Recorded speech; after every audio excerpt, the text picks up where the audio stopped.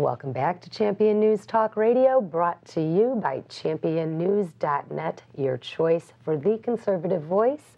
This is Carol Parisi. Today our founder, Jack Roeser, and myself have Sharon Meroni, Director of Defend the Vote, and we were talking about locks and ballots and Crook County. And Sharon, before we went to break, you were talking about the chain of custody and the ballots.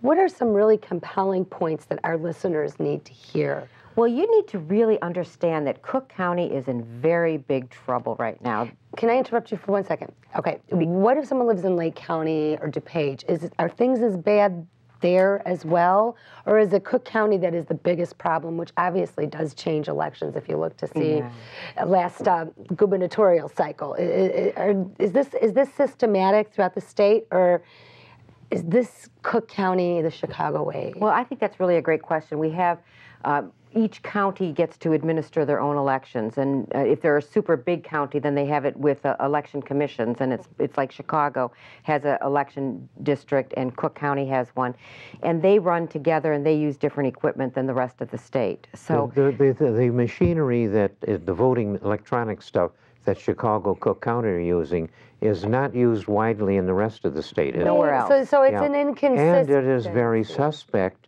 who made that stuff. It's a South American country of ill repute that's made these machines, and it's being administered by a company up in Canada that has a source of promotion on it. I'm not sure exactly what I'm saying here, but there's a whole trail of administration and manufacture of these machines that's pretty much unique to what's going on in the biggest part of Illinois.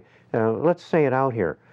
We got an important election coming up. Hugely. And the reputation of Illinois is on the line because we are known worldwide as the most crooked state in the United States. Yes. Everybody knows. Out of all 57, right? I laughingly say they've taken a poll among the Abyssinian goat herders, who are my friends, and the poll in Abyssinia has shown definitely that, yes, Chicago has the worst reputation on vote thieving that there is. Well justified.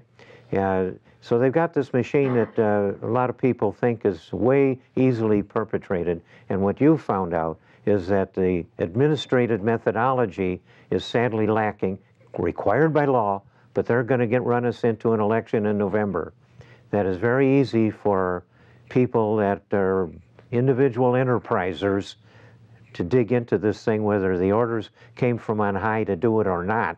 That's right. Those people that the party in charge of all of this voting that has benefited from it over the years, it's the Democrat Party in Chicago and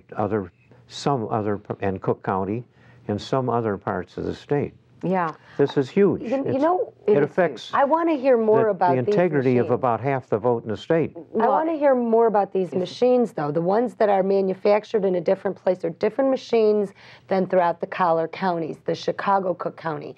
Is that through all of Cook County or specifically allocated to Chicago? Chicago and Cook County are separate election jurisdictions. They have the same equipment, and they're the only locations that have it. And what we traced was that the owner of that equipment shares office space, of the hardware, Dominion and Sequoia, shares office space in Toronto in the same building that George Soros has the Tides Foundation. Now, we don't know that they're in the exact same office, but they're in the same building, and we just thought that was really odd. What are the odds of that, you know? But part of what you have to understand is that we don't audit the software that's running that equipment. It has never been audited by people. We must say here, we have no proof of fraud in this connection. That is correct. We have suspicions, but we have no proof. Well, it's interesting. We have a lot of verified stuff about the vulnerability of this machine to manipulation.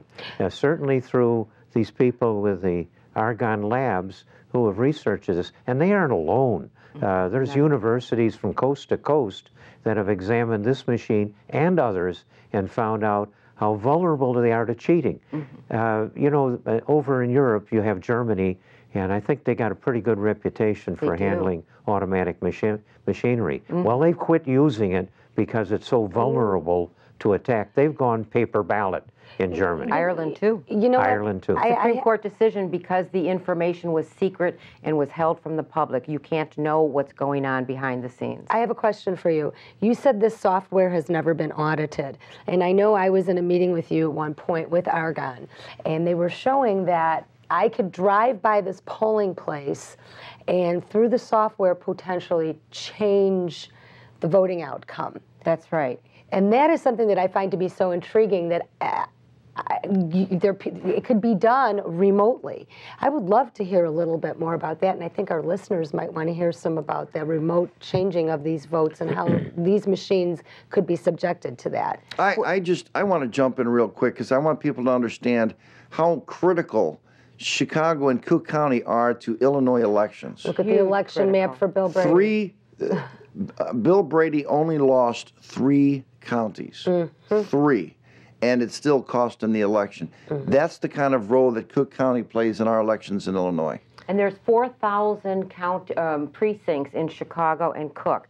So if only 1 vote per county is stolen, you've changed the election. Well, and you know what? You also need to get 1 vote per precinct changed to the good guys, and that's how you change elections, too. You know what? More when we come back after the break. Stay with us.